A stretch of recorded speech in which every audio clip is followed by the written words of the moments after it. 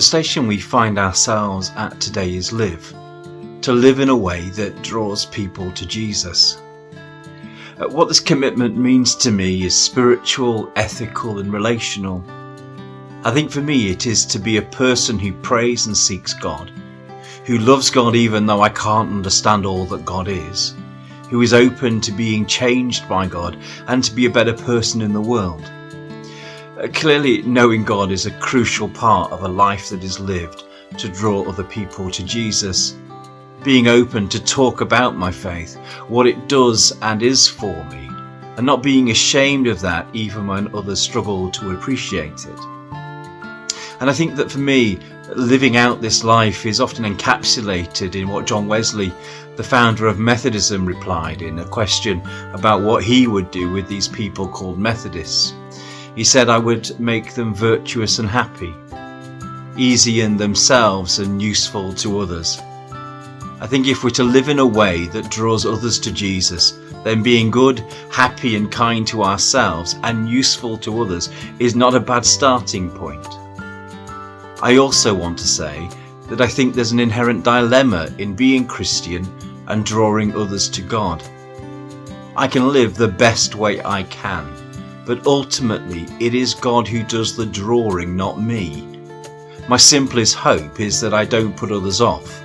My greatest hope is that I might be a guide on the way. In terms of trying to live out this commitment to live, it's quite simple for me. You have heard other voices speak in these videos about prayer and worship, and that spiritual rooting is important. When I neglect those core aspects of my relationship with God, then what comes next is diminished. And all of that rooting leads me to how I am for others. And I think for me, this is where the commitment is inseparably linked to others. My partner commented the other day that one of the reasons she loves me is my instinct to respond to things I see. And she gave me 2 examples.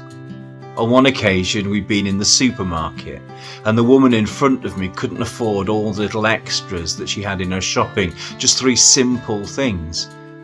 She'd left them on the conveyor, but I paid for those 3 little items. It wasn't a radical act, but it made a difference to that mum and her daughter in that moment.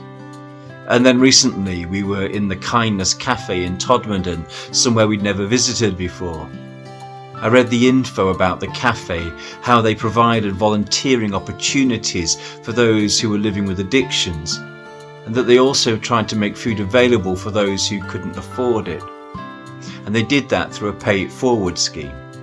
As soon as I read the info and without saying anything to my partner, I got up and made a gift to enable someone else to eat.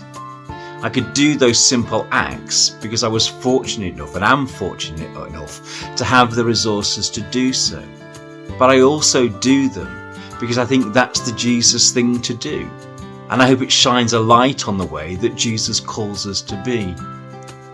I think I also try to be good and kind to people, and to be loving in the way that I relate to them. If I can't be that, then how does my faith actually enlighten my life for others to see God in it? I am far from perfect, don't get me wrong. I do my best, but sometimes my best is not the best I want it to be. I try and let that kindness happen when I speak to someone in person or on the phone. I try to do it when I email them. I try to do it in my family, among my friends. I try and do it when I encounter strangers. But I reiterate, I am not always at my best. But I try and see that, and I apologise for it when I'm not, and I work to see that change. I think finally I want to say that sometimes the best way I can live in a way that attracts others to Jesus is just to be honest about me. How I am not always my best, how I am sometimes far from always good, kind and perfect in my life of faith. But that God is okay with that and keeps trying to change me for the better.